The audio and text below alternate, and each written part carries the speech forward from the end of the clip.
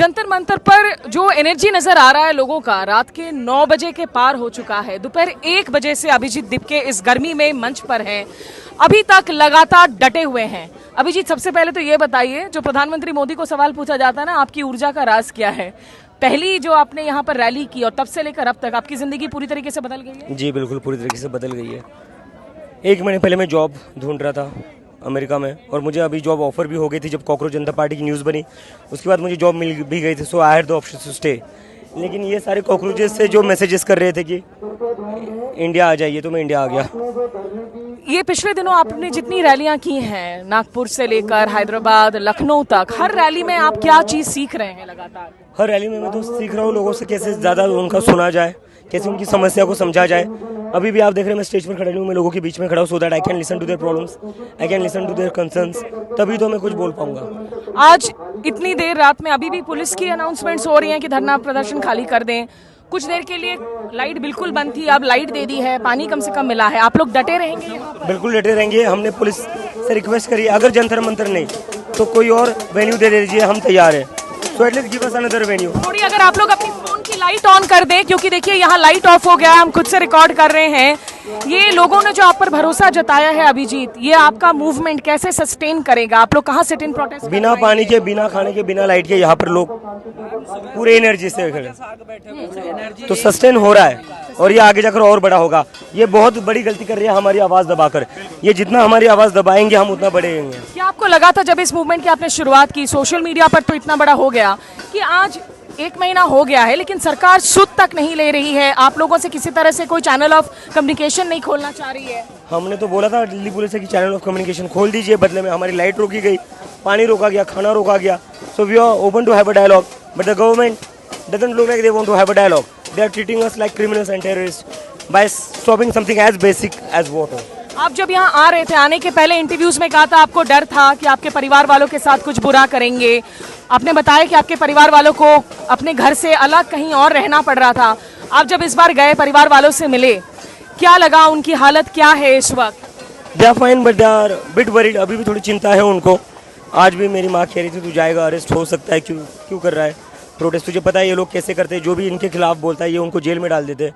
सो जो वही मतलब एक नॉर्मल आम मिडिल क्लास फैमिली के माँ बाप में चिंता होती है, वही चिंता मेरे माँ बाप के मन में भी है।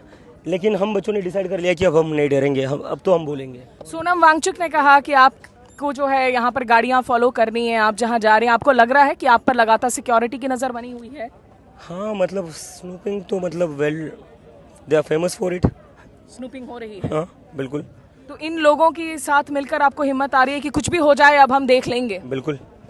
कल एग्जाम है, क्या इस पे क्या? एक सवाल जो बहुत सारे लोग पूछ रहे हैं कि क्या धर्मेंद्र प्रधान के रिजाइन करने से एजुकेशन का सिस्टम टाइट हो जाएगा? क्योंकि जिस रेट पर, जिस स्केल पर लीक्स हो रहे हैं, क्या एक अकेला शख्स, एक अकेला शिक्षा मंत्री के रेजिग्नेशन से उससे क्या असर पड़ता है? देखिए, अगर धर्मेंद्र प्रधान का रेजिग्नेशन हो जाएगा तो उससे एक मैसेज जाएगा कि अगर पेपर लीक होता है, अगर कोई भी गड़बड़ी होती है, तो किसी मंत्री की कुर्सी नहीं बचेगी। और उस डर से मजाल है कोई पेपर लीक हो जाए। आज वो डर है ही नहीं किसी भी मंत्री में, मोदी सरकार की सरकार में किसी भी मंत्री में वो डर है ही नहीं कि अगर वो कोई गलती करेंगे तो उनकी कुर्सी जा सकती है। वो डर लाना पड़ेगा। लेकिन वो डर इसलिए भी नहीं आ रहा ना क्योंकि प्रधानमंत्री खुद भी कार्रवाई नहीं करते हैं। अगर धर्मेंद्र प्रधान रिजाइन नहीं कर रहे हैं तो प्रधानमंत्री भी तो सैक कर सकते हैं, कैबिनेट तो प्रधानमंत्री की है। इसलिए तो हम थाली और चम्मच लेकर आए, उनकी टेक्निक यूज कर रहे हैं, शायद इसी से उन्हें सुनाई दिया जाए। गो कोरोना गो वाली टेंशन। गो प्रधान गो, गो प्रधान गो। और प्रधान अगर नहीं जाते हैं, अगले कुछ दिनों का आप लोगों ने ऑलरेडी प्लान भी शुरू कर लिया है अभी इस मुहूर्त से? वो नहीं जाते तो हम भी नहीं जाएंगे वापस घर, हम लोग भी यही रहेंगे। हम भी यही रहेंगे। आपके साथ ये लोग डटे रहेंगे अगर आपको खदेड़ा जाता है यहाँ से? बिना पानी के, बिना खाने के ये लोग डटे हुए सुबह से। 1 बजे से सुबह से डटे हुए हैं। अब क्या? जी ठीक है अभिजीत दिपके, इस वक्त आपको लग रहा है कि ये मूवमेंट, क्योंकि कांग्रेस की तरफ से भी हो रहा है, एनएसयूआई की तरफ से भी हो रहा है, कांग्रेस वाले तो कह रहे हैं कि अरे आप लोग उनकी प्रोटेस्ट को दिखा रहे हैं, हम लोग लाठियां खा रहे हैं, वाटर कैनन्स हो रहे हैं, हम लोग की प्रोटेस्ट को कोई नहीं दिखा रहा है। क्या उनको भी आपके साथ जुड़ना चाहिए? एक साथ जुड़कर ये मूवमेंट होना चाहिए? पहली बात तो मुझे लगता है जिन जिन लोगों को स्टूडेंट्स की जरा से भी चिंता है, जिन जिन लोगों को लगता है स्टूडेंट्स के साथ गलत हुआ है, उन सभी लोगों को इस पर बोलना चाहिए। वो अपने अपने वे में बोल सकते हैं, अपने अपने मीडियम्स के थ्रू बोल सकते हैं। हम अपने मीडियम के थ्रू बोल रहे हैं, हम कौन होते हैं उन्हें बताने के लिए कि उन्हें क्या करना चाहिए। लेकिन हाँ, लेकिन जो भी स्टूडेंट्स के लिए बोलेगा we welcome them. That's all I want to say. एक आपने अभी पिछले दिनों बहुत सारे ऐसे परिवार वालों से बातें की जिनके आप पर बच्चे अब नहीं रहे इस दुनिया में और उनकी जिंदगियां उजड़ गई हैं। पहला तो उन परिवार वालों से मिलकर जो है आपके हौसले पर क्या असर पड़ा, एज ए ह्यूमन बीइंग आप पर क्या असर पड़ा? मेरे लिए तो बहुत ही ज़्यादा मतलब I can express it because I am not a politician, I am not use to meeting the victims of the families. This was the first time जब मैं किसी से मिला जिनके घर में किसी ने, वो मुझे उस रूम में लेकर गए जहाँ पर आकांक्षा करी थी जो 17 साल की बच्ची थी। So I was completely moved, I was completely shocked. तो I broke down because I don't know how to deal with this, I don't know how to handle this.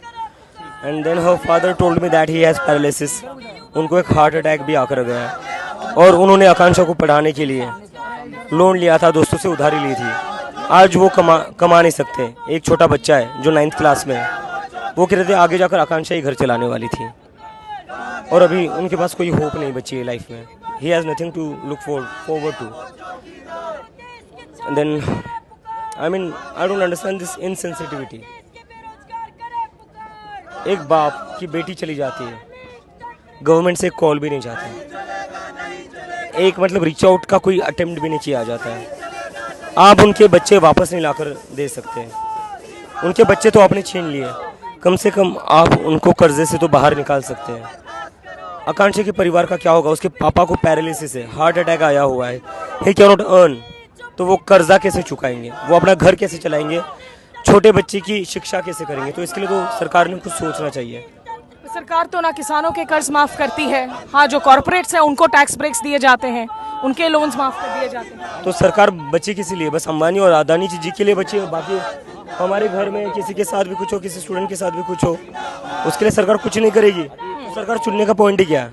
Thank you. ये इनसेंसिटिविटी इसलिए हो रखी है क्योंकि आज राजनीति में जो सड़न दिख रहा है, कोई भी सांसद किसी भी पार्टी में जुड़ जा रहा है, कहीं भी चला जा रहा है। मतलब इनको सांसद तोड़ने के लिए पैसे, इनके पास एमएलए तोड़ने के लिए पैसे, 50-50 करोड़ ये लोग एमपी तोड़ने के लिए लगाते हैं। इसमें से 1 करोड़ क्या ये विक्टिम्स की फैमिली को नहीं दे सकते जिन्होंने वाले नहीं है। भले ही आप देख रहे हैं क्योंकि हालत इस वक्त सबकी यहाँ पर जो लोग हैं, बहुत ज़्यादातर लोगों को ना पानी मिली है और यहाँ पर बिना खाने के, बिना पानी के वॉशरूम नहीं जा सकते क्योंकि अगर आप प्रोटेस्ट एरिया से बाहर गए तो आप वापस नहीं आ सकते हैं। इसी डर से ज़्यादातर लोग यहीं पर बने हुए हैं और बाहर तक नहीं जा रहे हैं। अभिजीत दिप्के से ये एक्सक्लूसिव बातचीत आपने देखी दिल्ली के जंतर मंतर में।